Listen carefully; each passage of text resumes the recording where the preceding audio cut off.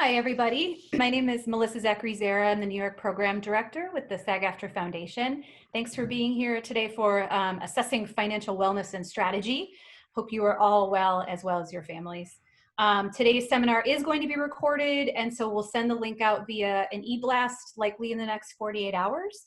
And the video will also go up on our YouTube library. Definitely check out the YouTube library, SAG-AFTRA Foundation's YouTube library. There are a plethora of programs in there, all of from casting directors to conversations with actors and directors and filmmakers, as well as panels like this. And just an update on the Foundation's COVID-19 Relief Fund. At present, the Foundation has given over $2.7 million of emergency aid to SAG-AFTRA members. The need is still very great, and we're receiving about 100 applications a day. So if you are able to support this fund, know that gifts are 100% tax deductible. You can learn more about the Relief Fund on our website, sagaftra.foundation. If you go right to the website, it's on the banner, and you can click and get all the FAQs and any kind of application information there. And I'll also add a link in the chat as soon as I'm done with this little welcome. But for now, please do give a warm welcome to our presenters today, David Maurice Sharp and Dominic Comparatori. Hey guys. Hey, thanks. I'm going to lead off with you. So I'm David. I'm going to share my screen and get you back into PowerPoint. Just to give you a little bit of background, very little brief background of me. I was a modern dancer for many years here in New York. At the same time, because modern dancers are always looking for other ways to sort of earn supplemental income, I somehow, and it's a long story which I won't get into now, got into a Wall Street job where I started working on tender offers and corporate takeovers and all kinds of fun stuff like that. But I started learning about investing. So I kind of am coming to this from both sides of it. I understand what it's like to be a performer with a varying income, which we're going to talk about a lot about, but I also understand sort of the finance side of it. So part one of this, we're going to talk about now versus later. I always say there's a lot of really good financial information out there. One of the problems that I have with a lot of the financial information is that it doesn't really address the situation that we as performers find ourselves in, which is that we don't have a steady income necessarily. We don't get a 401k. We're not guaranteed a pension and have health benefits and all that other kind of stuff.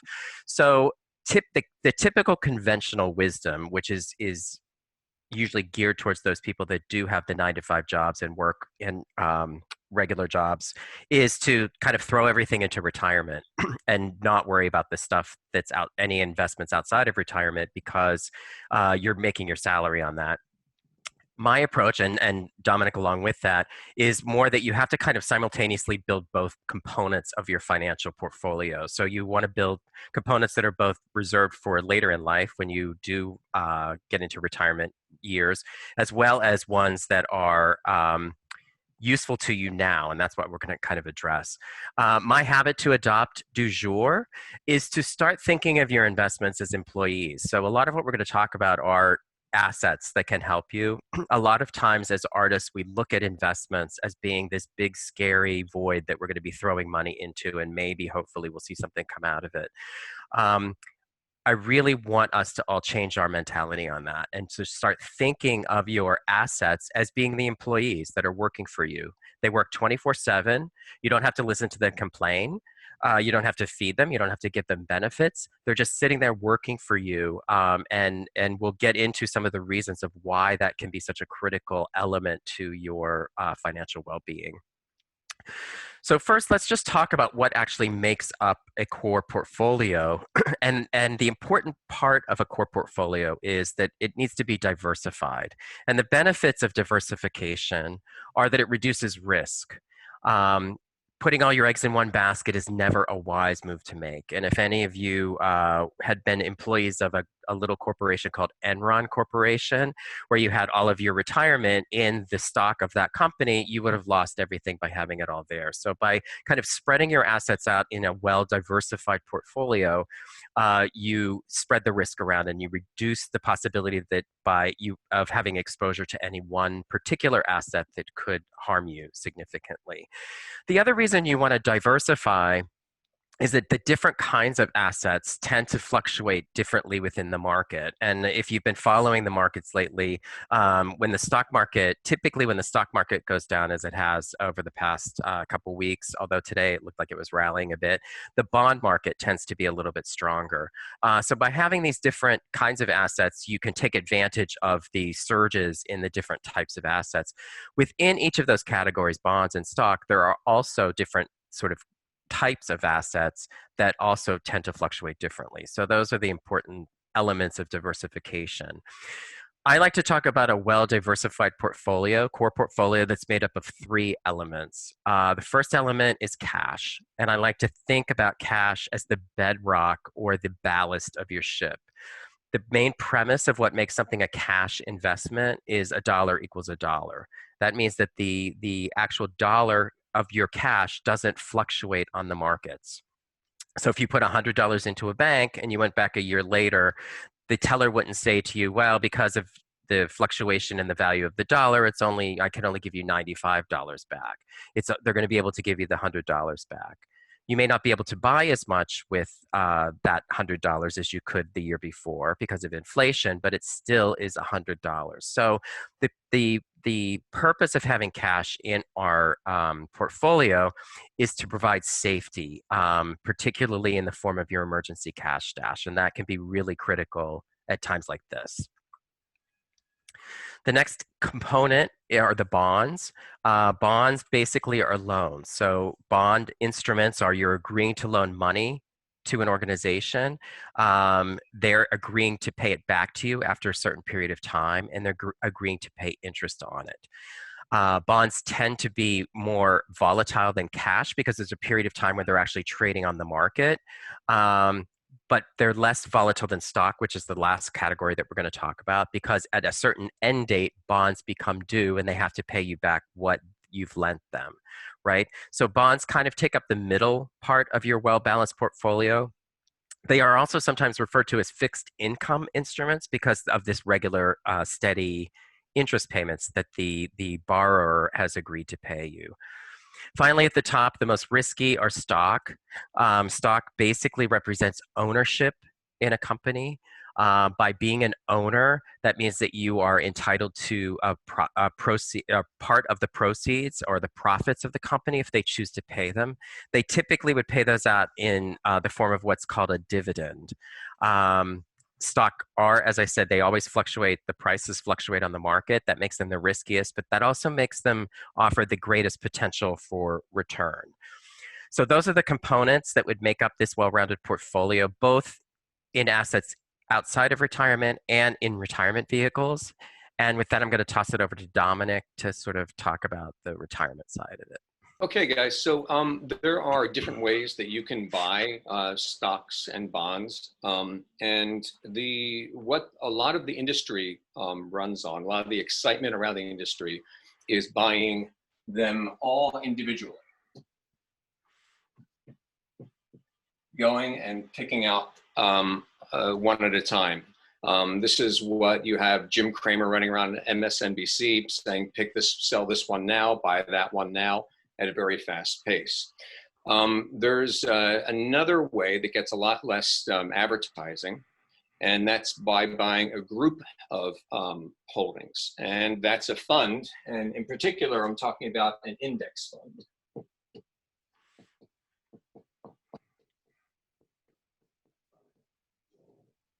All right. Now, the thing about these can both, as David was saying, play an important role in a portfolio, but it really depends what job you want it to have. A lot of what drives the selling of the magazines, the loud excitement talk on television shows, is getting you to buy these things and sell them at a very rapid pace. These are short-term sellers. And the problem with that is that not many people can do that very well over the long term. There are a lot of people that like to do this on a daily basis. We call them day traders. I call them gamblers. And for some reason, it tends to be really popular among guys for some reason. Maybe it's too much testosterone, I don't know.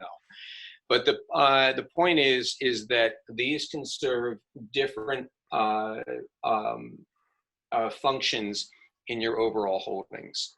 When you're talking about retirement, generally you want to talk on this side, on the index fund side, because what they found over time is that although some of these fund managers who are picking and choosing are sometimes good at picking an individual stock and what might do in the short term, very few of them are good at picking out what it's going to do in the long term. And with an index fund, you can buy hundreds or even thousands of stocks, and you get what David was talking about is automatic diversification. So one of the things that you want to think about when you are investing, you have money to invest, is what job do you want this pool of money to do for you? So to speak a little bit more about that, basically it's going to depend on when you need it to start paying your bills. So Dave, you want to talk about that a bit? Sure. Before we get into that, just to sort of connect onto what Dominic was saying, the two basic ways of getting into these index funds are in an instrument called a mutual fund, which is a collection of assets that you can buy. Typically, you buy it directly from the mutual fund company. The other kind of newer form of this collection of assets are known as exchange traded funds, or ETFs. And those you typically buy through a broker. And again, this is a great way of forming a sort of core portfolio that is going to kind of be the main core of what you're doing. Another strategy you can take once you have this sort of core portfolio, and this is especially valuable to those of us who are in the arts and have kind of fluctuating income, is to find assets that actually are producing income. And these can be added around your core portfolio. And again, they can play a function both inside your retirement vehicle as well as outside. Some of the most common types of income producing assets are bonds. And you can buy bonds in the form of, you can get municipal bonds in mutual funds that produce interest that has a lot of tax advantages. You can buy US Treasury bonds through a mutual fund or an ETF, which again have a lot of tax benefits. You could buy corporate bonds. You could also get dividend stocks, and dividends, remember, are profits that the company pays. So you can buy mutual funds or ETFs that specifically are the purpose of it is to generate as much dividend or as many dividends as possible over time, which can be a nice source of income. There's also these real estate mutual funds or ETFs, and they're usually abbreviated as REITs, R-E-I-T-S. They invest primarily in commercial real estate or other kinds of real estate. And they produce a lot of income as well because they're required by law to pay off a lot of their income. I want Dominic to talk a little bit about the tax treatment for a lot of this stuff, both because if you're having these kinds of income producing assets outside of retirement, there is a tax consequence to it. Inside, they're a little bit more protected, and he'll talk about that because they're in this protective bubble of the retirement. Just a couple things, terminologies to know before Dominic kind of dives into it. One thing you need to understand are capital gains and the distinction between long-term capital gains and short-term capital gains. So a capital gain is the profit that you would make off of selling any kind of asset. So if you bought it for a lower price and you sold it for a higher price, the difference in what you bought it for and what you sold it for would be your capital gain. If you've held the asset more than 1 year, so it's 1 year and 1 day, it's considered a long-term capital gain. If it's less than 1 year, it's considered a short-term capital gain. The other terminology to know is the difference between an ordinary dividend and a qualified dividend. And this applies only to the dividend payments that are made out of stock funds or stock-related funds. All dividends that are paid are going to be called ordinary dividends. There's a certain subset of them that are considered to be qualified dividends. And that in order to be a qualified dividend, in order for the ordinary to also be a qualified dividend, it has to the company has to fulfill certain requirements, legal requirements. Most of the companies in the United States do that, so that basically when you get dividends, almost 100% of the ordinary dividends are also categorized as qualified dividends. So those are the terminologies to know, and then I'll throw it back to Dominic to talk about the tax treatments. Yeah, okay. So basically, I'm going to talk about the tax treatments depending on whether whether the job you've given this investment is for present income or for its later income, i.e. a retirement account. Now, on retirement accounts, I'll start there. Traditionally, our grandparents lived on a pension. So basically, you work for an employer, and after a certain number of years, they guarantee you a certain payment after you retire. Then that changed into something called the 401k, where we also are contributing to that, but the plan is still managed by the employer, even though now it's mostly our money going into it. And now we have pensions, we have 401ks as actors through SAG-AFTRA and also through Actors Equity. The problem with that is that most of us, even if we earn enough money to qualify for those, payouts at the end, in general, and now I'm talking about the US population in general, the amounts of people are getting from the 401ks are not sufficient to live on in retirement. So there's another type of retirement account that you control by yourself, and it's called an individual retirement account, or IRA. Now, there are two main types of IRAs. There is a traditional IRA, and there is a Roth IRA. Okay. So the main difference between these two types of retirement accounts is if you have, let's say you have $1,000 that you want to contribute to either traditional or a Roth. If you take that $1,000 and you put it in traditional IRA, the IRS is going to take $1,000 out of your taxable income. So you're getting a tax break on that $1,000 contribution. Then over time, that investment earns money. The earnings on that those earnings earn money. This is what we call compounding. We'll get into later. And let's say eventually, by the time you retire, that $1,000 contribution that you put in is worth $10,000. Now, you got a deduction on $1,000 going in. Now, when you retire and you take the $10,000 out bit by bit, you are taxed on the $10,000. All right. So you get a small tax break going in, but you're taxed on a larger amount coming out. If you were to take that same $1,000 and put it into a Roth IRA, you get no deduction. All right, so this is coming as after-tax income now. That same investment is going to have earnings. Those earnings will compound just like they did over here in traditional IRA.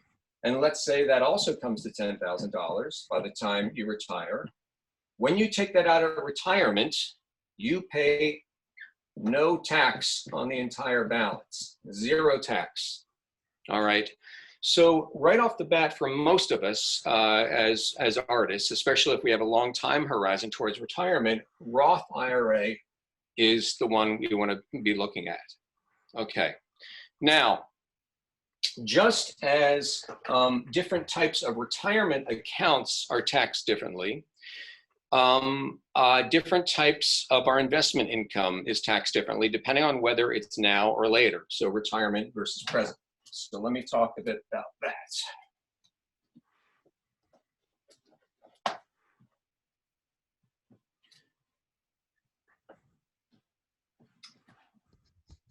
Here in the US, we have what is known as a marginal tax rate system, okay?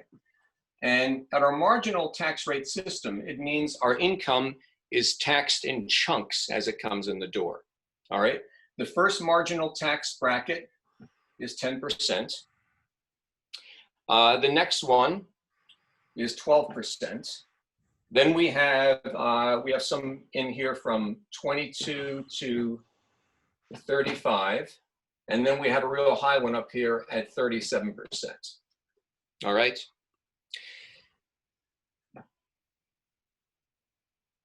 Okay, if you are receiving retirement account distributions, let me rewrite that a little bit better there.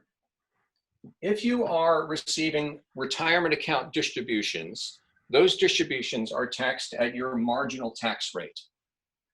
Okay.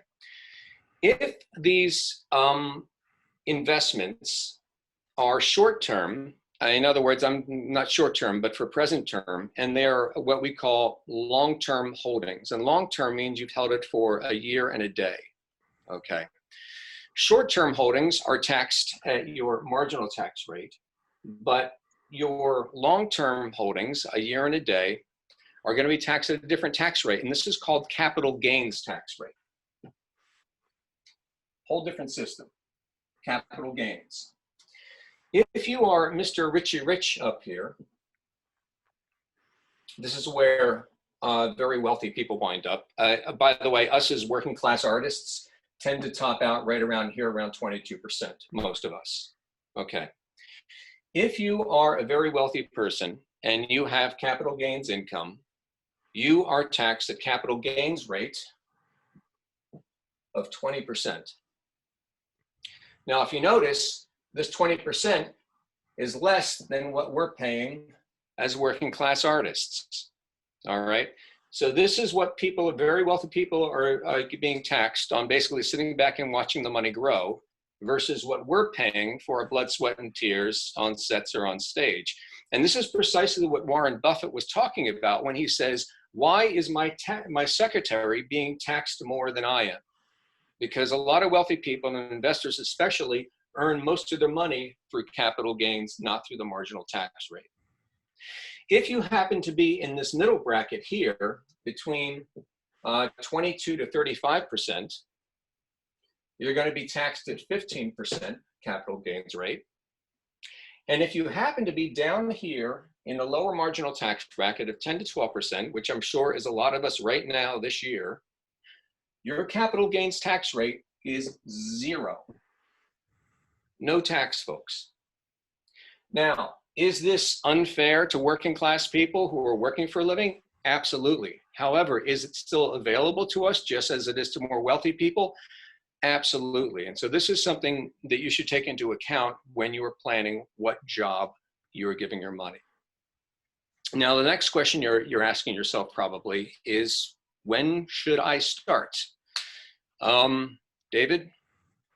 Yep, let's jump back in. And just to sort of jump on what Dominic was saying, this is why I was saying you should think of these as your employees, because your employees are actually the money that they're earning for you with no hassle is being taxed lower.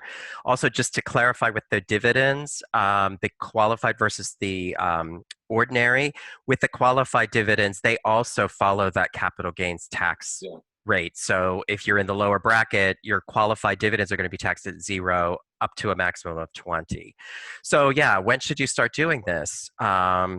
Well, the answer is you should have started yesterday. But if you haven't, don't beat yourself up, because you can start today or tomorrow, because it's always going to work to your advantage.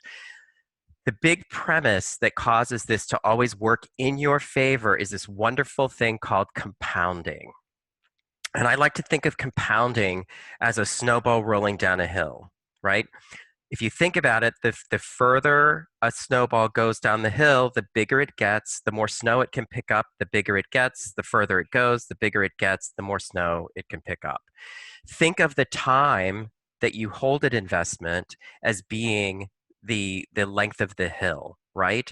And basically, the basic idea of compounding is when you earn money on assets and have it reinvested in the asset, then you have more of the asset to earn a dividend or interest on later on. And it keeps growing and growing and growing and growing. And this works really to your advantage. I'm going to talk you through an example. Just to let you know, there's nothing in any way, shape, or form realistic about this example, just because I wanted it to work out mathematically and make it really easy on myself. But the premise of it is correct, and you'll see why I say it's kind of unrealistic. So the idea is that I own 100 shares of this miracle company or this miracle mutual fund. The first miracle and the unrealistic element of this is that it costs $10 a share, and it will always cost $10 a share. I'm going to pretend that these shares never fluctuate on the market, which would not ever happen, but just for purposes of the example, we're going to pretend that. The other unrealistic element of this is it's paying $4 dividend on each share that you own, which would never happen that a $10 stock would pay $4 a year in dividends. But if it does, please let Dominic and I know so that we can run out and buy it as well.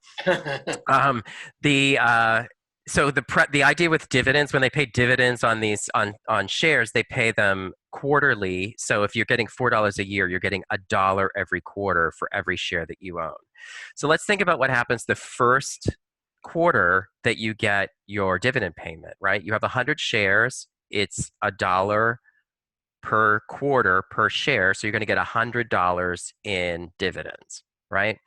By reinvesting that, because again, this stock is the miracle stock that's always $10 a share, you're able to buy 10 more shares of that miracle company with that $100 that you're reinvesting. And that gives you a total now of 110 shares that you have, right? So you wait a couple more months, the second quarter payment comes up. Now, instead of getting $100, you're going to get $110 because you now have 110 shares and it's giving you $1 per share, right? So that means that you now get $110. You can buy an extra 11 shares, right? So that gives you now a total of 121 shares. So now the third payment comes around a couple months later. It's the third quarter payment. Now, instead of getting $100 or $110, you're going to get $121 because you now have 121 shares, right? That buys you, as you reinvest it, that buys you an additional 12.1 shares, which gives you a total now of 33.1 share. And this is where I stopped doing math because it started to get into fractions and decimals, and I didn't want to deal with that. But you can see how this premise of reinvesting your assets works for you to build your assets so that each time more dividends are being paid, you have more of an asset on which they're paying the dividend. The other kind of interesting concept that I want to give you is this wonderful thing called the rule of 72, and you'd have to talk to a mathematician to get them to explain to you exactly why mathematically this works out. But basically, if you divide the number 72 by the rate of return you're getting on your asset, that's how much time it will take for the asset to double in value, right? So you're taking 72 divided by the rate of return you're getting on a particular asset, and that's how many years it will take for that asset to double. So the first example is if you have an asset that's paying 2% return, you divide 72 by 2, you get 36. That means in 36 years, that asset will double thanks to compounding. And that's assuming you're not putting any extra money into it. Just if you just put it in there, let it sit and earn 2% and reinvest, by compounding it would double in 36 years. The second example is if you can get a 6% rate of return, which over time is not that reaching for the stars, and it sounds a lot better than the 0.01% you're getting on most of your savings accounts in your cash. Again, divide 72 by 6, it comes out to 12 years. So if you have an asset that is returning an average of 6% over time, it would double in value in 12 years. And I'm going to throw it back to Dominic for another example of how compounding really benefits you in the long run. I'm going to give you another example of how to look at compounding and doubling time. Let's say we're out of work right now, so we're all looking for a job. Suppose someone came to you and said, "Hey, I have a job for the next 30 days, and I want to pay you $1,000 a day." All right. So $1,000 a day times 30, $30,000 for the whole month, right? Sounds like a really good paying job. And they say, well, you can use that payment structure, or I'm going to pay you a penny a day, but I'm going to double your payment every day. So let's say what this would look like. So think about which one you would do. So the day one, let's say your buddy is doing it with you, and your buddy decides to take the $1,000 a day, and you take the 1 penny a day. So first day of work, your buddy comes home with a check for $1,000, and you come home with a penny on day one. All right. At the end of that week, your buddy on day 7 is still being paid that $1,000. Your pay by that point has gone up to a whopping 64 cents. Okay, so that's week one. All right, at the conclusion of week one. And now you think, do I want to stay the course or do I want to jump over with my buddy earning $1,000? So we start week two. Week two, your buddy is starting again at $1,000. You're getting a raise from the 64 cents. So now you're starting week two at $1.28 per day. All right, and you do that week, and you finish off that week. End of that week, you are earning $81 a day, so a lot better than this $1.28, but still nowhere near 1,000.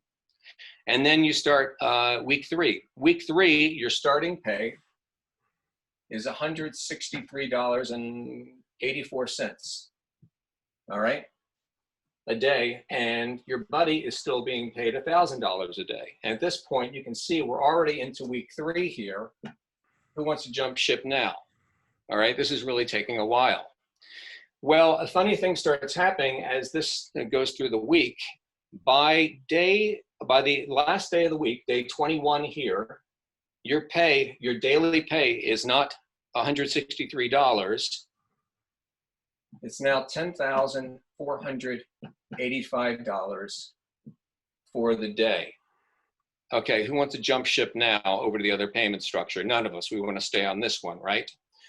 By the time you get to week four, and we finished off the fourth week, so this is day 28, your payment for that one day of work on day 28 is $1.3 million. Now, this is only 28 days. I said there's 30 days in the month. How many of you would choose to work 2 extra days if you could, to see where that goes? All right. Now, if we were to graph this out on a graph,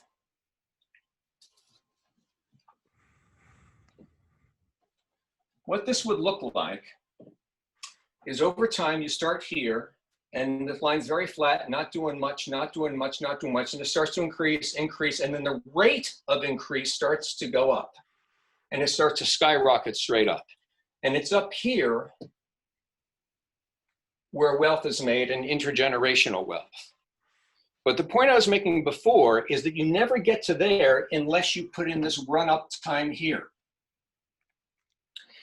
And this is the way the graph always goes. However, most of us make the mistake of waiting till they get to here to even begin investing. And if your lifespan only goes to here, this is what that looks like. In other words, you may never live long enough to get to the point where you're seeing real returns. And so this is what we're talking about when we say start yesterday.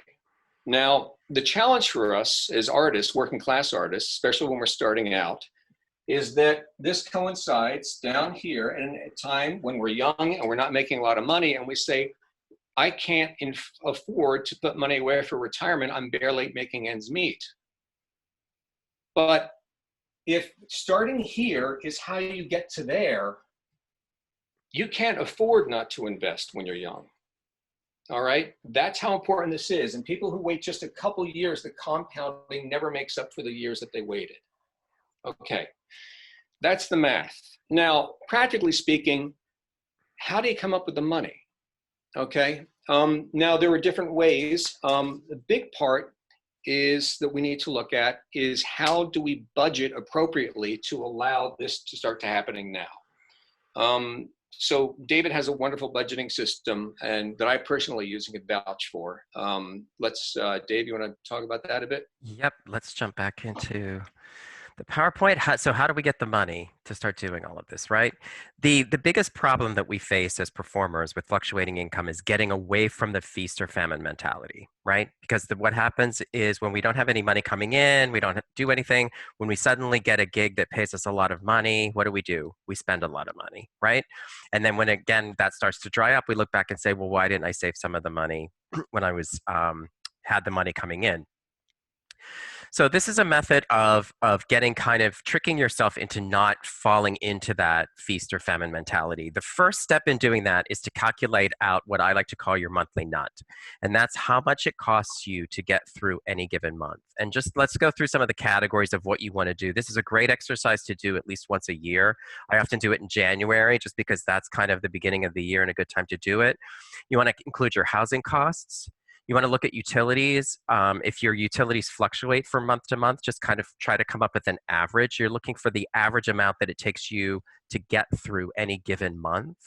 Credit card debt, you probably want to go on the low side of more towards the minimum payment of a credit card debt, which doesn't mean you should be making only minimum credit card payments, but it just means that in a month where you don't have a lot of money coming in, you're probably not going to pay much more than the minimum that you have to on credit card debt. For groceries, try to find an even balance. You obviously, if it's a month that you're not making a lot of money, you don't want to be going out and buying expensive meals all the time. But on the other hand, you're not going to be sitting at home eating ramen noodles and Kraft macaroni and cheese. So try to find the balance. As artists, we still have to be able to live our lives, right? Because that's what makes us have the fuel to be an artist. So you don't want to sort of deprive yourself, but you also want to kind of try to find the happy balance. Transportation can factor into that. Insurance premiums, if it's an insurance premium that you pay once a year only rather than monthly, just spread it out over the 12 months so that you're saving for it each month so that you know what that costs. Entertainment, again, you're going to want to be going to the movies or once we're finally allowed to go back to the movies. Doing other things like that, but you're probably not going to go hog wild on it. You're going to be saving a certain amount of your money each month to invest in things other than your cash account because these assets can only make money for you as your employees if you start investing in them. And then any other expenses. Add that all together, that's your monthly nut. That's how that's how much it takes to get you through any given month. Now, my method of dealing with the feast or famine is to, anytime I get paid, I put all of my money into a savings account. I just shove it all into a savings account. Once a month, I pay myself a paycheck. What's the amount of the paycheck? My monthly nut. So what that means is that the months that I'm earning more than I need for my expenses, I'm accumulating that extra money in my savings account and not spending it to borrow against in any months where I'm not quite making enough to make my monthly nut, right? But essentially this tricks you into becoming an employee of yourself and being sort of in the same payment pattern as the other sort of ordinary people that have the 9-to-5 jobs because you're getting used to consistently getting the same paycheck every month. If getting paid once a month doesn't work for you, just divide your monthly nut in half and pay yourself twice a month. Now, the other thing that I do is that in my savings account, I sort of sub-allocate the funds that are in my savings account. And there's a couple other ways of doing it. I happen to like Excel spreadsheets, so I do it. I keep track of things in Excel. Some people keep track of it in notebooks. Some people, I think Dominic keeps track of it in different savings accounts at an online bank. You can do it this way. Let me just talk you through what the idea behind this is. So you see across the top above that yellow line, we have the column headers, the date, the description, deposit withdrawal, my paycheck allocation column, which is the money that I'm saving towards my next paycheck. Special projects or anything I was saving from headshots to dance classes to anything else that I wanted to save for. My cash stash is the money that I'm putting towards my emergency cash fund. Remember, that's the ballast of your ship. Investments are the money that I'm saving towards investable assets, which would be in the bond or stock categories. And then the total. So if at any moment I looked at the total in my account, that's what I would see, right? So let's look at the balance forward. I've allocated, of the $1,525 I have in my savings account, I've allocated $1,240 of that towards my paycheck. I've allocated $200 towards special projects, $60 towards cash stash, and $25 towards my investment. Then I did a film shoot, non-union, of course, because of the costs or what I got paid for it. I got $500 that I put into my savings account. Of that $500, I allocated $400 towards my paycheck. I allocated 90 towards my special projects and 5 each towards my cash stash and my investments, which gave me a total of 2,025 in my savings account. If you jump down to January 25th, I paid myself a paycheck. I transferred that money to my checking account for my monthly nut. It was $1,600. All of that came out of my paycheck column, but you'll see I already have $248 saved towards my next month's paycheck. The other advantage of doing this, where you allocate money into sort of separate sub-funds, is that it makes you much more aware of where your money is being spent, but it also makes, if you look at your savings account and you see this lump of $6,000, it makes you less likely to spend it and say, well, I've got $6,000, I can go buy that new sweater, or I can go do this other thing, because you say, well, there may be $6,000 there, but I've actually allocated it towards these other things. So if I spend too much, I'm actually taking away from some of the things that I've allocated for. I can tell you that this really works. I've had a lot of people come back and say over time, wow, by sort of evening out my spending and paying myself the paycheck, I've actually been able to accumulate extra money to put towards both savings for my emergency cash stash, as well as to investments in other kinds of assets that are helping me do better. And Dominic is one of them. So I'll throw it back to him. I can absolutely vouch for that. I started using David's reverse budget, and it was a game changer for me. Now, I'm more of an analog person, as you can see, so I'm not a big fan of the Excel spreadsheet. So I actually use different bank accounts and each account has a different job. Splitting that up that way is just what works for me.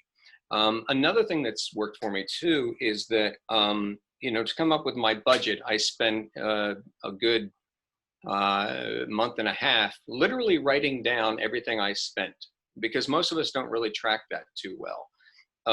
If I go out and I buy a 99-cent slice of pizza, I come home and I write down pizza $1. And I added it up, and what I found is that there were so many things I wasn't even thinking about that I was spending thoughtless money on. And by writing it down, first of all, I was able to see how much money I was spending on these thoughtless things. And secondly, the next time I went to go take out my wallet, even if it was a small amount, it made me pause and think, is this a purchase that I really want to do right now? The other thing I did too with my budgeting is, in addition to the categories, David mentioned a bunch of categories for his monthly nut, right? And one of these for us, a lot of us, tends to be health insurance, all right? And if we're buying health insurance on the marketplace, if we haven't qualified for SAG-AFTRA or Actors Equity for the year, chances are we're paying a fair amount for health insurance, okay? And so our monthly nut includes that amount right there. Well, what I would do is, during the times when I'm actually fortunate enough to be covered by, let's say, Actors Equity, where it's very cheap insurance, instead of taking that out of my monthly nut, I would take what I used to be paying to insurance and I'd put it to one of my savings accounts. All right? And because of that, I'm still living on the same amount of money. And more of it's, and I've learned to live on that. I've already adjusted to that. And when I'm getting a dividend, I'm paying myself basically into savings. And this is another way that I was able to really accelerate my savings. Another method that I advocate for having more money available for investments is what you do when you get hired. It's how you fill out your W-2s. Now, when we work on a W-2, you're, as an employee, a union actor, they take out taxes from each paycheck. That's what we call withholdings.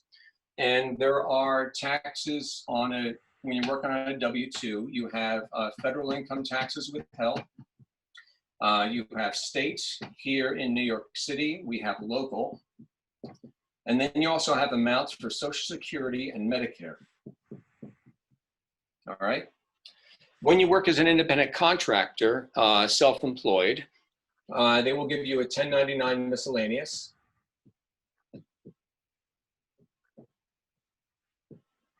And the difference on this side is that there's no withholding for any of these taxes, all right? And most people look at this and they say, oh, I see, it's basically the same. Either my employer is going to withhold taxes a little bit at a time from each paycheck, or I'm responsible for paying that on my own, either through quarterly payments or a large tax bill at the end of the year. It's not quite the same. The amount that's being withheld from Social Security and Medicare here equals approximately 7.5% of your gross wages. So basically, for every $100 your employer is paying you, they're taking $7.50 out of your check and putting it towards the IRS, towards Social Security and Medicare. What most people don't realize is that your employer is matching that amount.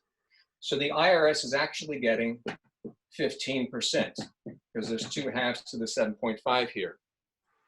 When you are self-employed, who's the employee? You are. And when you're self-employed, who's the employer? You are as well. All right, that's called self-employment tax, folks, and that's an additional type of tax that you pay on this type of income that you don't pay on this side. And this is one of the reasons why people want you to work non-union. All right, they're going to sell it to you like, hey, you're getting to keep more money in your pocket. What they're actually doing is they're transferring part of their tax liability onto you. So it's actually costing you more. Okay, that's the picture. Now, because of this situation, and often we work multiple W-2 jobs, I always advocate when people say, how much money should I have withheld from your W-2s? I would always say the maximum amount possible. All right.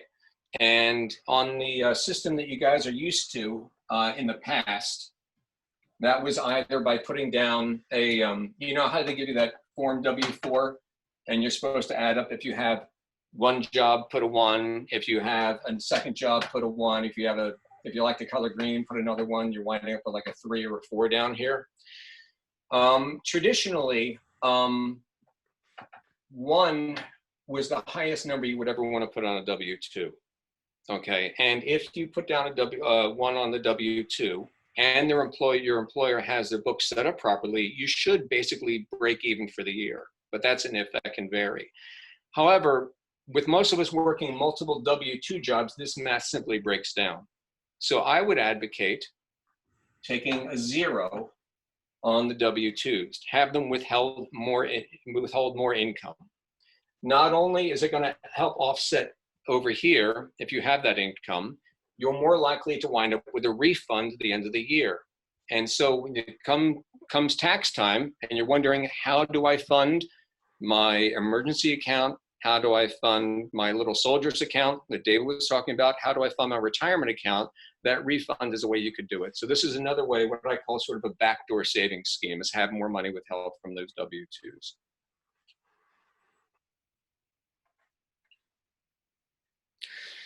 So the other argument I get when I tell people that you should have more money withheld from your W-2s is, you know what, that's all well and good, but I'm barely making ends meet right now.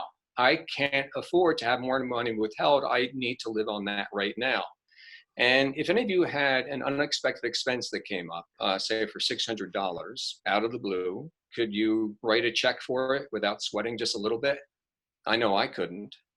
But if I said to you, do you think you could get by on $50 less next month? Pretty easy, right? For a lot of us, that's what we've been spending at Starbucks. $50 a month over the course of a year is $600. It's the same difference. But the point is, you've done it in little chunks. And that's the same theory behind having a little bit more withheld from the W-2. You will simply learn to live on a little bit less and you will adjust, okay? So the next question when we come to investing is people say, wow, there's a lot of information. Can I do this on my own or do I need help? So if you decide that you need to hire a professional, there are some things that you want to keep in mind. David, do you want to take it off from there? To Dominic's point, I was always the kind of person that always wanted to do it all myself and didn't want to rely on someone else. A lot of you may say, I really need some help.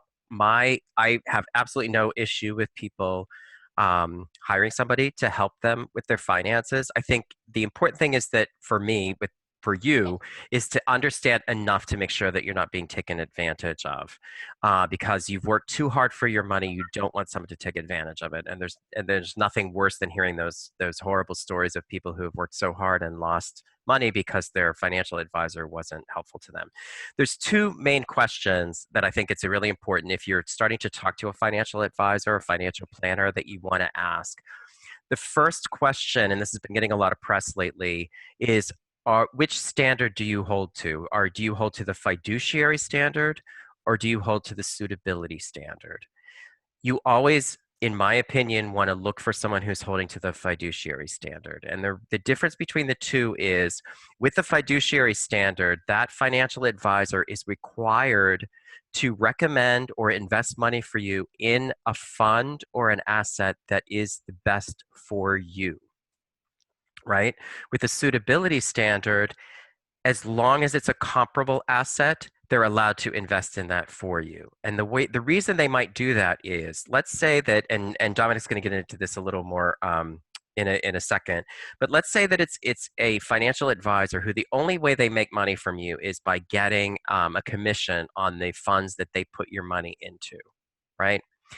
If there's Fund A, which has very low expenses and gets the most bang for your buck, that would be holding to the fiduciary standard. They would be required to put it in that one. If Fund B is a comparable fund, it has a little bit higher expense, so it maybe isn't the best for you, but it's comparable to the Fund A, but it pays your financial advisor a much bigger fee for putting you in that.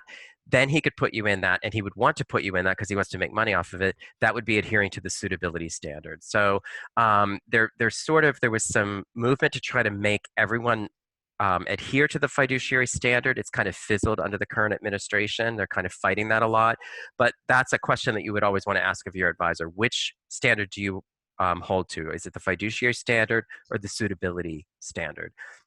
The next question you want to ask them is, how are you charging me? These people aren't doing this for free. How are you charging me money? And I'll toss it back to Dominic. Yeah, so there are 3 different ways that financial advisors get paid. The first one that Dave was talking about was commissions, all right, and where they're biased towards a certain fund. The other way that they get paid, and this is a very common way, and this is called percentage of assets. Okay. And the third way is called a flat fee.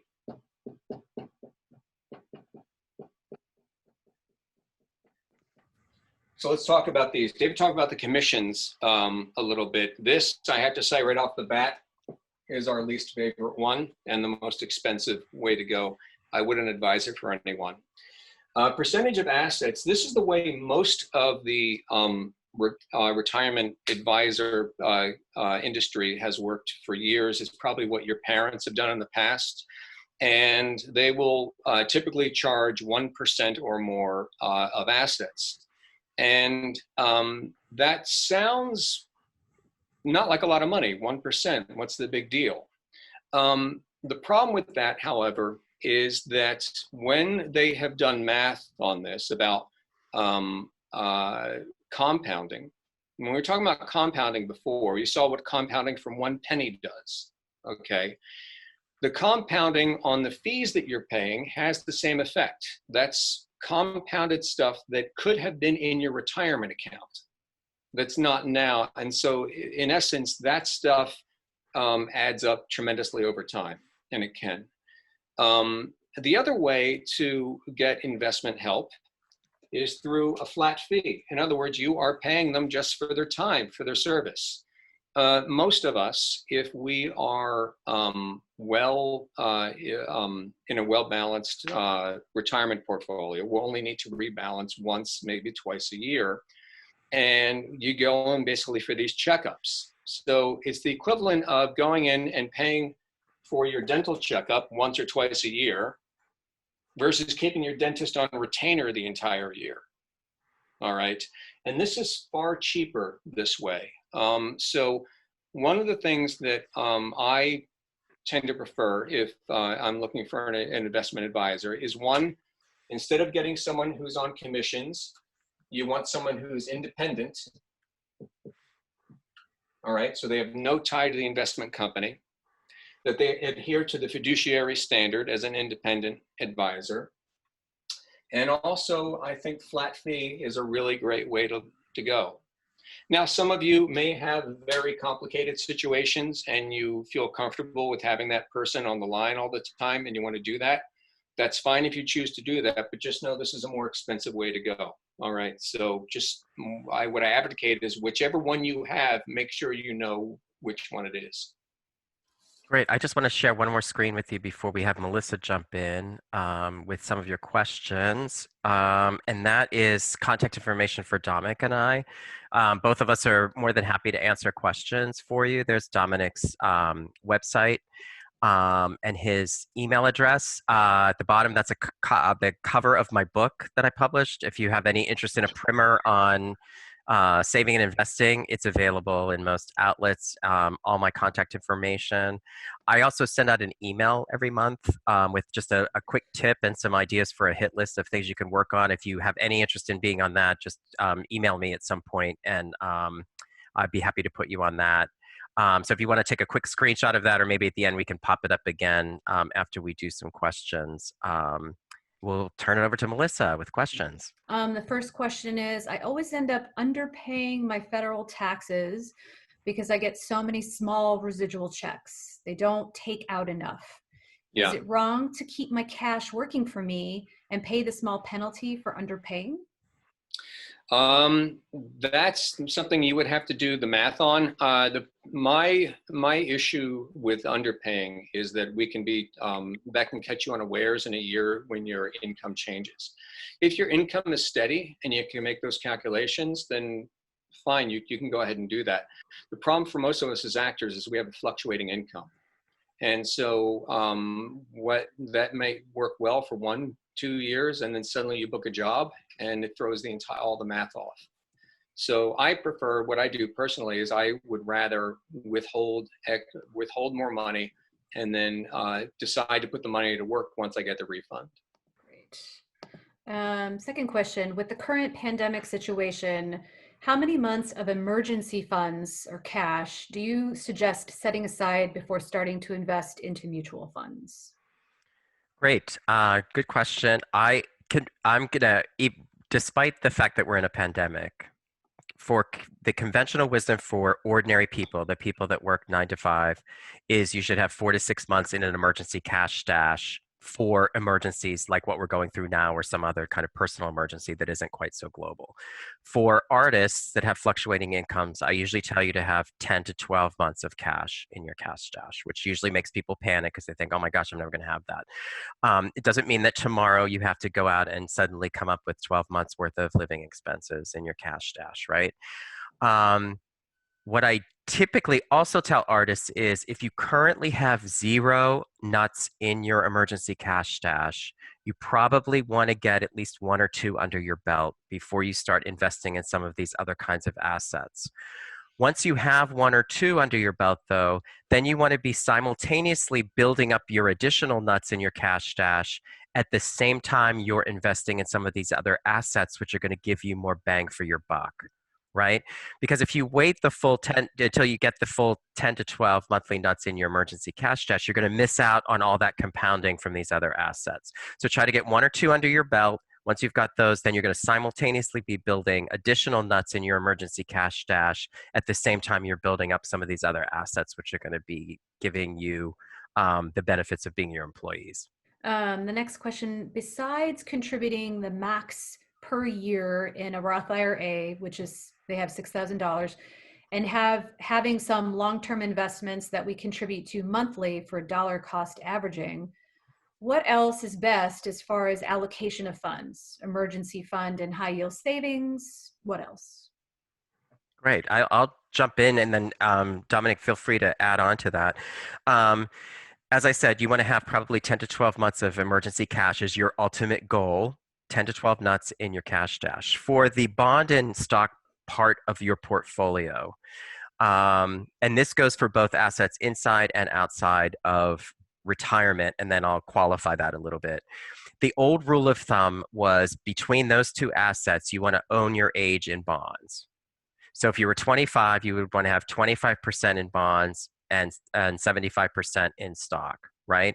As you got older, if you were 40, you would then want to up that to 40% in bonds, 60% in stock, right? And the purpose of that mentality was that as you got closer and closer to being retirement age and when you were going to stop working, your assets would shift from the more risky stocks into the less risky bonds, right? Now, the thinking on that has changed a little bit because people are living longer. So you may want to weight it a little bit more with stock overall, but it kind of can be a good yardstick to kind of look at where you're at. The other thing you want to consider, and that probably isn't a bad model to use in your retirement funds, and there's this wonderful thing called target date funds that actually do that kind of automatically for you, and that can be a good basis in your retirement oriented funds. For the funds outside of retirement, I also say you might want to look to which assets are going to actually generate income for me that I can use in some of the months when I'm not earning so much from working, right? And think about how handy that would be at a time like this when there's very little auditioning, there's very little filming going on, there's very little theater going on, right?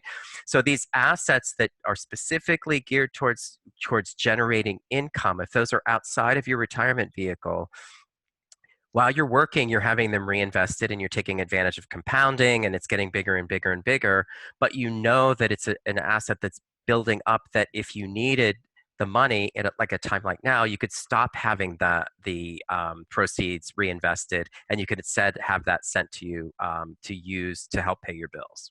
Dominic, did you have anything you wanted to add to that?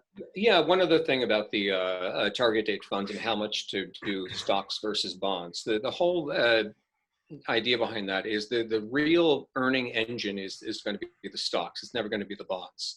And so people who are too conservative will never get that type of compounding that we were showing on the graph. The problem with the stocks, however, is that they're more volatile. So as you get closer to retirement, you do want more in bonds. So the set it and forget it way is a target date retirement fund. That's a more conservative way to go. Another way to go, because people are living longer, and let's face it, we all have different needs in retirement. So another way to look at it is time horizon. How soon do you expect to need those funds? So another rule of thumb that I use is once you get within 10 years of needing those funds, then start to scale them back into something more conservative. Stock markets usually tend to churn within less than a 10-year time frame. So if you're in a down market right now, those stocks still have time to gain in the future, which is the pattern. So I tend to look at it as buckets. How soon do I think I may need these funds? Some people are going to be working for a while and working longer and not need them until later. So, Dominic, there's a couple questions, I think, in response to your thoughts on withholding more from your W-2. yeah. And so I'll just kind of batch those together. Sure. Would we not do better to put the money in an interest savings account to make money with it throughout the year, realizing we have to have self-control and not spend it so we can pay the taxes? And somebody else says, I've been told having more money taken out of a W-2 is like loaning it to the government. Yeah. Why not take out more? Yeah. Yeah, let me address both those. So the first one, let me address the loaning to the government. So when you go home and you tell if you decide to do this, have them withhold more money, and you go home for the holidays and you talk to your relatives about your newfound financial planning, there will usually be a very well-intentioned male relative there. I like to call this guy Uncle Bob. And Uncle Bob's going to say, hey, what are you doing? You're giving the government a free loan. You should have that money right now. The problem is Uncle Bob only works one job. He's had the same job for 20 years. He goes to work the first day of January, and he knows how much he's going to be paid all year long, who's paying him, and how they're choosing to pay him. Okay, so Uncle Bob absolutely can make these sort of calculations. We, as working class artists, have no idea who's going to pay us, when we're going to get hired, how much they're going to pay us, or how they're going to choose to pay us. So for us, the situation is different, all right?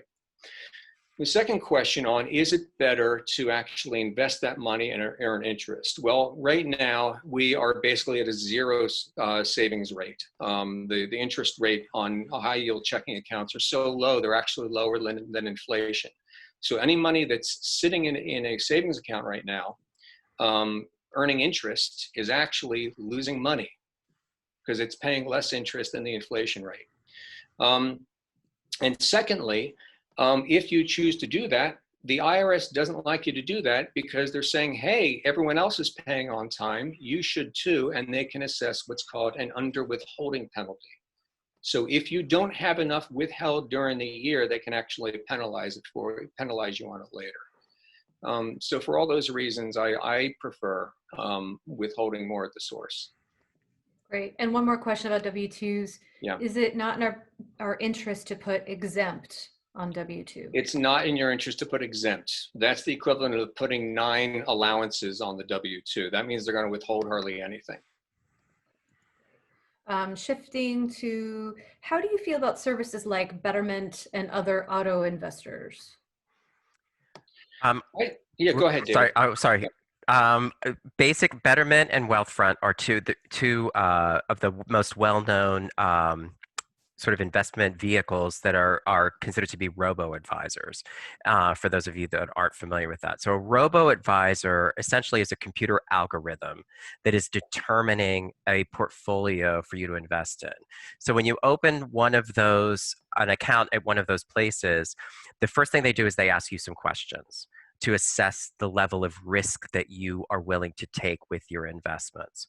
Once you've answered those questions, the computer algorithm develops a portfolio, which is a mixture of bonds and stocks and some cash and international things and everything that sort of fits your risk profile. When you invest money in that, they will allocate it out, depending on how you answered the questions, into those different kinds of assets. For people who, my personal feeling, and Dominic will jump in as well, is if you're really intimidated about investing and you think, I don't even know what to try to get myself into, they might not necessarily be a bad way to go. I tend to like Betterment better than Wealthfront. I've opened accounts in both of them because when I talk about them, I want to actually have the practical experience of having done it. I found Betterment to be easier to use and had much lower thresholds. I think it's like $10 to open it and $10 at a time you can put in. Wealthfront was higher.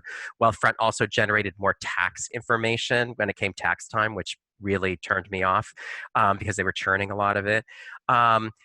A thing to remember with those is those are not going to be assets that are producing direct income to you. So they automatically reinvest any dividends or interest or everything else. So the only way you would be able to get money out of them is to actually sell some of the asset and take the money out. So Dominic, I don't know if you want to add anything to. I think anyway, any method you can choose that automates your savings, I'm a big fan of. And then it's just a matter of dialing it down to what's better.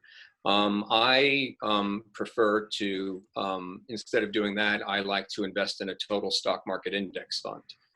Total stock market,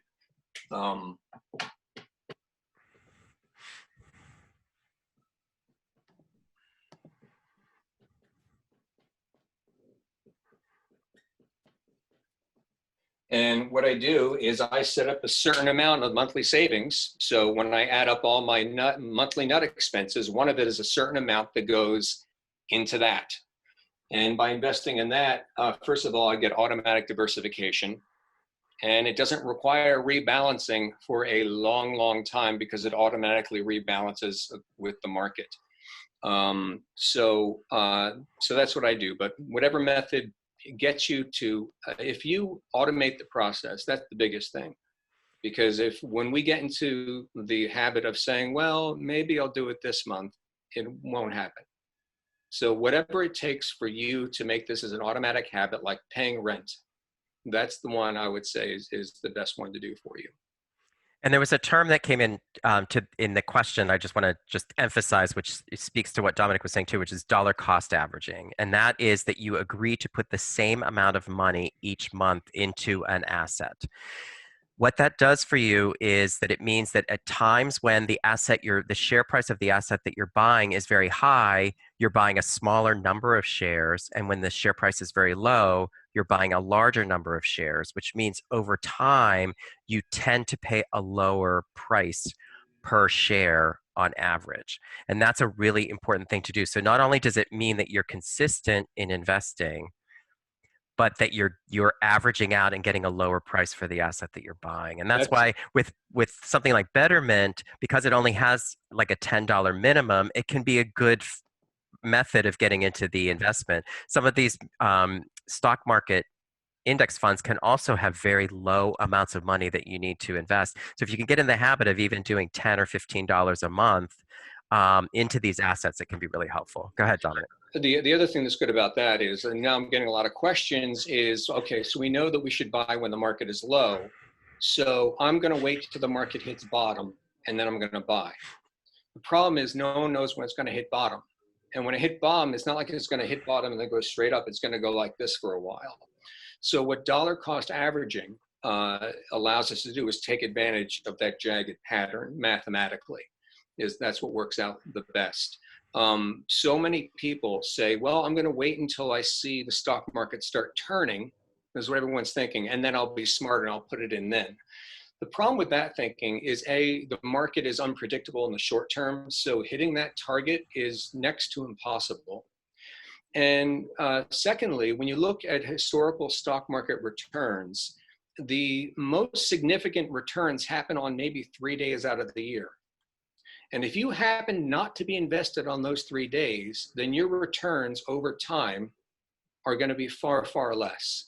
So dollar cost averaging tends to be the most efficient way to do it, and the most reliable way. So when people are saying, should I invest now? Yeah, go for it, but dollar cost average. Okay, I've gotten a couple questions from people about where you would suggest is the best place to keep emergency savings, like what kind of account? I like to keep at least the first month or two in something that's very easily accessible. So usually I keep it in my savings account that is at the bank or credit union that I tend to use to pay my bills and to be able to transfer it. As you know, savings aren't paying very much interest. That's not the point of them, but there are ways that you can tweak a little bit more interest out of your emergency cash money without moving it into assets that are more at risk. Look at money market accounts. A lot of our financial institutions have things called money market accounts. A money market is like a savings account, except it can have a higher minimum for you to open it, maybe $1,000 minimum to open it. And there may be some restrictions on how many withdrawals you can make in any given month. Some of them have like a four withdrawal limit per month without getting any charge. So it's money that's tied up a little bit longer or is a little bit more difficult to get to, but it's still cash and it's still readily available. They usually, because of that, they pay a little bit higher interest. If you currently have just a bank, look at a credit union, see if the credit unions are paying higher interest, and maybe you want to put some money into one of those. Mutual funds and brokers often have money market accounts that are not federally insured, right? That would be paying a slightly higher interest rate because they're not federally insured. Once you get 6 or 7 nuts under your belt in savings, mutual and money market accounts, you might think about getting a CD for 6 months, which is going to tie it up again. There could be a penalty if you take it out before then, but if you know you already have 6, 7, 8 months in savings and money market accounts, you can get a 6-month CD, which is because you know you're not going to have to tap into it early, and you can tweak extra money out of that. Also look at online savings only, like Capital One, American Express. A lot of them have interest rates that are like 1.2, 1.5% right now. So you can, for some of your later monthly nuts, you can put them into higher yielding interest because you know that you have the immediate monthly nuts that you need available to you now. That's actually what I use for my buckets, actually, is Capital One, and they have the multiple savings accounts you can make. So that's how I keep my buckets in those accounts there. When looking at retirement, is there a strength to using something something like permanent life insurance as a savings plan instead of a traditional or Roth IRA? Yeah, Dominic, do you want to? I'm generally not a big fan of thinking of life insurance as a form of investment.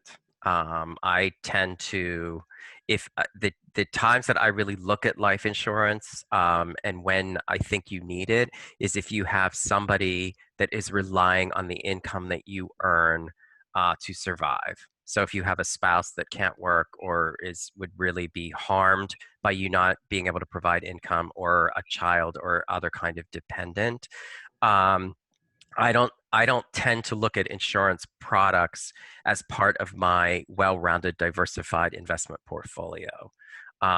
So in that way, and I know that they're starting to, even in some of the 401ks and things, are starting to allow annuities, which are a form of insurance as well. It's kind of a hybrid between insurance. I tend to really stick to for my core portfolio, both inside and outside of retirement, of being comprised of cash, bonds, and stock. Yeah, I would second that. I would stick to that. Insurance, it's going to be hard to get the same return, and especially with an annuity. An annuity is an extremely expensive way to go on that. So unless you have a dependent who's depending on your income, and if God forbid something happens to you, so that's the insurance policy for someone else. This should not, I would not advocate putting that as part of your personal retirement plan. So we've had a few different questions from people on either spectrum, people that are just starting off and don't have as much money to invest, kind of recommendations for where to start there. And on the other side of it, somebody, if you aren't young and really can't afford to be playing with risky investments. There's been so many new developments in the investment world in the last 6 months. It's pretty incredible. If you start looking at mutual funds, one of the mutual fund families that both Dominic and I are very fond of is a company called Vanguard. And one of the things about them is that they have a lot of index funds. They have very low expense ratios, so most of your money's working for you. The one challenging thing about Vanguard is that in order to open a mutual fund with them, the minimum for most of their mutual funds is $3,000, which can be a little bit steep if you don't have a lot of money to be investing. And it can be a little scary if it's your first leap into investing to put $3,000 in a stock fund or a bond fund. Over the last few months, 2 different mutual fund families, Fidelity and Charles Schwab, have started mutual funds, a wide variety of mutual funds that you can start investing in a mutual fund for $1. So you can go into them, open an account, and you can invest in a mutual fund for $1. Me being the skeptic that I am, I opened accounts at both Fidelity and Charles Schwab because I was like, are they really going to let me invest $1 in the stock fund? They do. So the old excuse of I don't have enough money, I have to wait till I have a lot of money before I can start investing in these other types of assets is you don't. I'm sorry, I have to take that excuse away from you. You don't have that anymore because everybody can afford $1. In terms of risk, one of the things that I like to emphasize with people too is, look, as actors, you never said, I'm going to wait until I know everything about acting before I take a role and start acting, right? Because you would never do it, because there's always something more to learn, right? And part of the learning of your craft is the doing of your craft. You're going to find the same thing to be true with your investing, right? As you start to invest, you start to have these mutual funds, you start to have other kinds of assets, you're going to learn from them by watching how they react, right? So if you don't have a lot of money and you're really afraid of it, maybe one of these they're called Fidelity Zero funds. If you just Google Fidelity Zero funds, it will bring up the page that shows that. With Charles Schwab, they're called Charles Schwab One Source funds. If that may be a great learning tool for you to start seeing how the market works, because you can put $1 into a fund at a time. So with both of those, I put $10. I had put an automatic transfer from my bank for $10 into each of their core accounts. And then the first of each month, I go in and I buy 5 different accounts. And sometimes if I'm feeling really risky, I might put $2 in one account one month. The other ones I put $1. So I can experiment with different kinds of funds that they have just to sort of see how they react. Great. I'm kind of sandwiching two questions together, and they're about financial advisors. And one, where would we look to find advisor that has all of the elements that you mentioned, the fiduciary standard, et cetera? And what are productive questions to ask a portfolio manager throughout the year, like on quarterly calls and when reviewing the performance?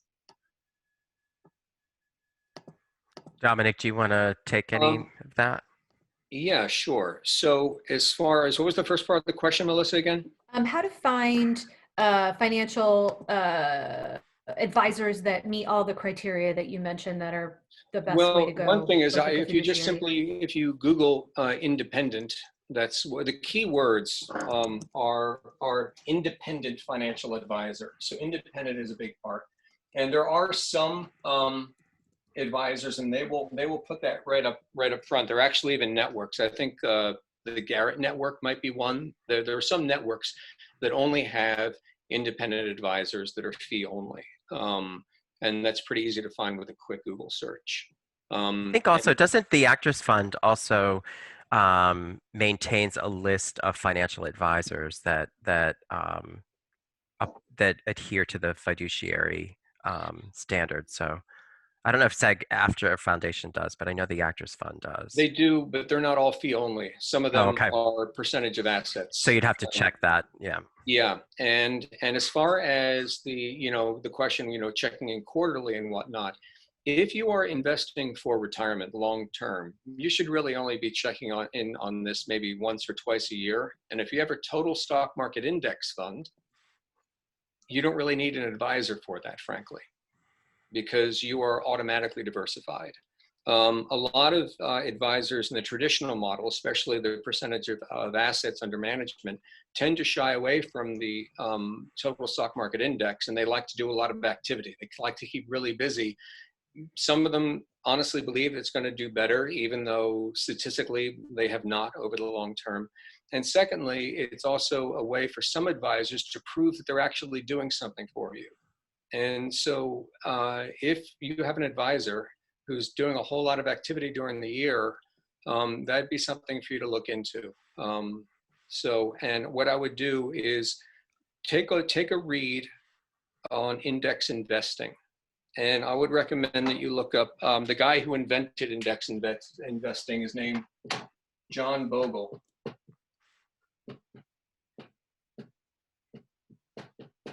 And you'll learn a little bit about that. And he was sort of a contrarian at the time, because he said that these folks that are doing a lot of trading back and forth and doing percentage of assets is working really well for the investment managers, not as well for the clients. So he was the guy who invented index investing. So I would do some reading. Great. Do you guys have a few more minutes? We have probably like 5 more questions. Yeah, sure. Yeah, I'm fine. Is that cool? Okay. Yep. What if you only have stocks right now? Do I balance with bonds incrementally with investment cash, or sell some stock to buy bonds? I would, it's always dependent on your own personal situation. And one of the things that I always remind artists is, when you're in what I call the ordinary people, there's a formula that they will usually apply to you. We don't ever fit into that formula. So if I talk to each one of you individually, you'd have a different thing to do at any given time. With regard to this specific question, I would say right now, because of what's happening in the market, this is not a great time to be selling stock, because the stock market has been depressed and it's incredibly volatile. So if you had an eye towards wanting to increase the bond position, I would look to do that with some of your cash that's coming in and some of your additional investments, and maybe start building it up that way at this time. Because if you sell stock, chances are your stock has depreciated in value, and you don't want to be selling when it's depreciated if you can help it, which is kind of the whole point of having this emergency cash stash and all the other diversification. You don't ever want to be in a position where you have to sell an asset when it's depreciated because you're forced to. You want to have other assets to rely on so that you give it a chance to recover. I have a couple of questions here, so I'm consolidating them about, basically they're trying to figure out what percentage of their paycheck, whether they have a 9-to-5 or whether they're doing more independent work, how should they find the percentage of their paycheck that they should allocate towards investing? This one said, what percentage should you apply from your paycheck to your total stock market index fund? Honestly, every dollar that you can, I would advocate for. And the first thing is to start with something that's sustainable. So the first thing you want to do is get your budget and start doing, if you're unsure about it, start in these small amounts. Start doing $5, $10 a month. And then gradually start to increase that. And the more you increase that, start looking at your budget and seeing are there ways that you can do this more regularly. In fact, there is a whole movement of something you might want to read up. It's called the FIRE movement.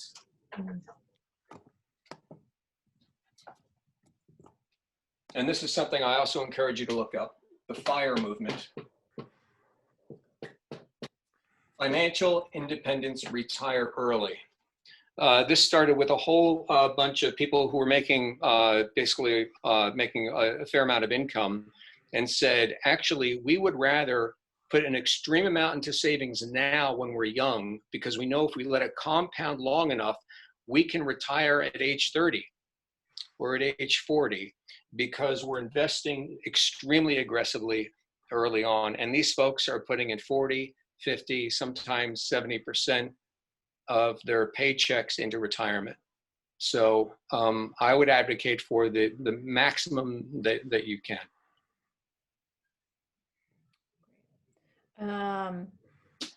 Given the new COVID-19 triggered option to take withdrawals early out of 401k accounts without immediately receiving penalties, under what circumstances, for example, for what people is this now a good idea, and what circumstances is this a bad idea? Okay, first of all, it's a bad idea unless you are about to lose life, limb, or your apartment. Okay, this is an extreme measure. If you take it out now, first of all, you're taking it out at a loss. Okay, so you're selling your investments at a loss. And secondly, the market is going to rebound and you're going to miss all the compounding from the rebound. So the opportunity cost. So when you think about taking out, say you're only going to take out $50,000, right? You're going to take out $50,000, and then the market increases and those $50 shares are now worth 75.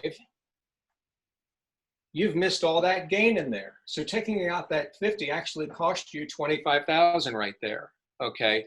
I would do that. I would bend over backwards, do everything you can not to touch that 401k and take that out. If you're going to be on the street and homeless, absolutely. But you should think of it that way. Yeah, I concur. I think you don't want to touch that. And the whole point of having a diversified portfolio and a balance between money in your retirement account and outside of your retirement account and a robust emergency cash stash is so that in future situations, you don't even have to think about that, having to take out of your retirement account, because it's in a protected account. So the more you can do to strengthen your overall financial wellness, the better off you'll be. David, there's a question that's asking for clarification.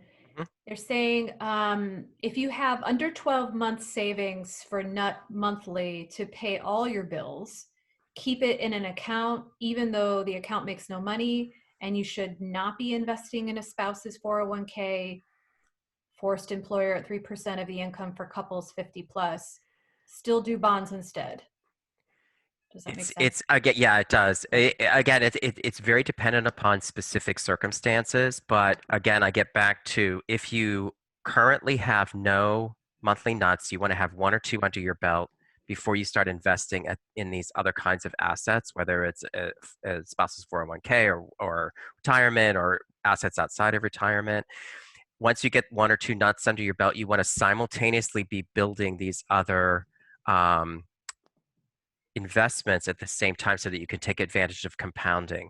The reason you want to have the 10 to 12 months in your cash stash eventually as a goal is because then you know, think about it, you could go for 10 months to a year without having to work, without having to worry about paying your bills, right? typically what happens is when you talk about the diagram of the cash, bonds, and stock, when you're first starting out, your assets are going to look more like this. You're going to be a little bit more heavily weighted in cash than bonds or stock. As you continue to invest and your bonds and stocks start to appreciate and compound, it's going to start to look like this, right? Because at a certain point, you max out on how much cash you have to cover your emergency cash stash. And eventually, it's going to start looking like this, where the cash, even though it's 12 months, is a very small part of your overall portfolio, right? So, it's a little bit of it is like sort of juggling a lot of balls or pushing a lot of balls up the hill, but it's important to be as keep that diversification and keep that goal in mind. Okay, so I have I think we probably have time for these last 3 questions. I'm currently saving for a down payment to buy an apartment. Is it worth sending most of my savings to that until I have enough to buy, or should I divide my savings among other savings and take longer to get the deposit together? I would say it depends how soon you actually need to buy it versus how soon you want to buy it. Because I would go back to David's idea of pushing several rocks, boulders up the hill at the same time. So I would, unless you have a very immediate pressing need that you know is imminent, I would advocate doing a little bit of each. The other thing also right now is housing prices are still pretty inflated. We haven't, even though there's been a dip right now in the stock market, we haven't seen that happen in the real estate market. And that's not likely to come for a while if it comes. So I would do all. And one other point to make on that is that some of these other kinds of assets, yeah, you may want to be funneling more, be a little bit more heavily weighted towards money towards a down payment if you are looking to buy anytime soon. But some of these other assets are going to appreciate in value and possibly even provide income in the form of dividends or interest, which could help you save even faster for that deposit, that down payment on your home. So while you may want maybe not wait as much into these other kinds of assets, do keep in mind that they will help grow your wealth, which means potentially give you money for a down payment sooner. The other thing I want to point out too is that if your investments are in a Roth IRA, you can take out what you put in at any time and use it towards that down payment. So that's sort of a way that you could be investing in the market and still actually saving, if you need it, still saving for that down payment. As far as saving for college, do you recommend investing in the 529 or stocks and or bonds? I think the 529 program is a good one, but it depends on your income situation. A lot of people find that they will do better on the stocks, and it also depends whether you're saving for your retirement or your child's, your college or your child's college. And I think I would also use the idea of how soon you're going to need the funds, and the closer you get to needing the funds, sort of the less weighted you want to be in the more volatile stock arena, because you don't want to have a major market correction, a month before you need to use that money to pay tuition or for school, right? So you, again, just like we were talking about with the retirement, the target date accounts that sort of gradually shift from stocks to bonds as you reach the time when you're going to need it. I would keep that in mind too with these 529s, that you want to get some bang for your buck if you're far enough away from it, but as you get closer to needing to use it, you want to sort of put it in something that's a little bit less volatile and more safe. Yeah, there's some follow-up about strategy of real estate. So, and understanding the way you explained it with interest rates so low, maybe buying property now is a good time. How does that work out versus the low interest it might be earning, holding on to, waiting for the housing market to reflect this drop in the stock market? I mean, I guess it's like, how do you make these decisions, or how do you think about making this decision? Well, first of all, we don't know which way it's going to go. I mean, the housing market could keep going up. It could crash. The stock market could go further south, or it could turn around tomorrow. We don't know, And a lot of people, the other thing is, are you holding this, retirement, this real estate, is it an investment property or is it for you to live in? And then if you're looking at to live in, what I would recommend doing is look at a calculator. It's called a rent versus owning calculator. In fact, New York Times has a great one.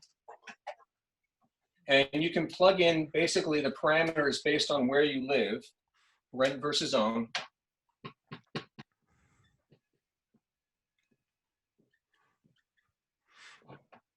And it'll calculate what makes more sense for you. And basically, it usually depends where you're living and how long you plan to stay there. And so I would, before you make any decision about buying a place, I would absolutely check that out. Good advice.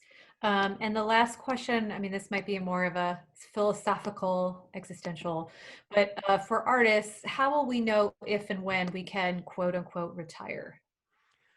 I love this question. Because one of the things is, when you talk to other the financial advisors that are out there, the gurus, right? What are they going to say to you? Okay, you have to have $7 bazillion in the bank and then you can retire, or you're going to be living in a cardboard box eating crackers, right? That isn't helpful to any of us, right? Because that doesn't really tell us what we need to know. So my approach to this is, think of your monthly nut, right? We calculated our monthly nut so we could figure out how much we're paying ourselves a paycheck, right? One of the things that you're going to rely on in your retirement, in your later years, is going to be your Social Security, right? Go on socialsecurity.gov and see what your estimated payment is. How much of your monthly nut is your Social Security taking care of, all right? Then you're going to look at your pension that you're going to get from SAG-AFTRA, from Equity, from any other pension union that you may belong to. What's your estimated pension? How much of your monthly nut is that taking care of, right? For your IRAs and your 401ks and these other retirement accounts, how much money are you going to be able to withdraw from that at some point once you reach age 59 and a half? How much of your monthly nut does that take care of, right? And then what are the other assets that you have outside of retirement which don't disappear when you suddenly get to be older, right? Once you've covered between those four sort of areas, Social Security, pensions, retirement accounts, and regular investments, once you've covered your monthly nut, that's how much you need to retire, because you've covered your monthly expenses with your own assets, right? Does that make sense? I think that's an easier way of looking at it rather than me giving you this big number that's going to make you freak out and say, okay, I'm going to go back to watching Netflix now, right?